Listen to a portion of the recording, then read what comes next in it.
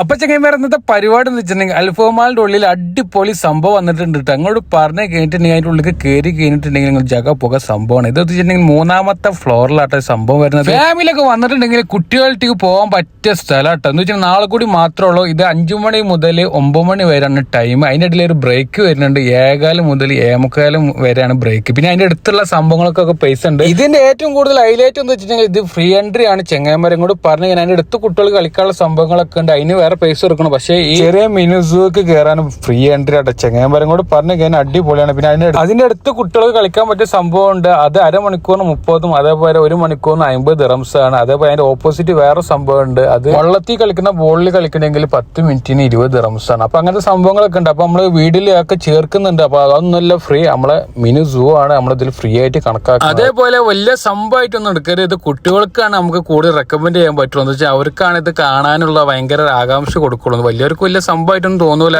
എന്തായാലും പോകുമ്പോൾ അവർക്കൊരു സന്തോഷമാണ് നമ്മളെ വലുതെന്നുള്ള. പിന്നെ അവിടെ പോയിട്ട് വീഡിയോ എടുക്കുമ്പോൾ വെച്ചിട്ടുണ്ടെങ്കിൽ മറ്റൊരാൾക്ക് ബുദ്ധിമുട്ടാക്കുന്ന രൂപത്തിൽ വീഡിയോ എടുക്കാതെ ശ്രമിക്കുക. കുട്ടികൾക്ക് അതേപോലെ അവരെ മറ്റൊരാൾ ഫേസ് പെടാതിരിക്കാൻ ശ്രമിക്കപ്പെടുന്ന നിയമാവലികൾ എല്ലാവർക്കും അറിയാവുന്നതാണെന്ന് വിചാരിക്കുന്നു.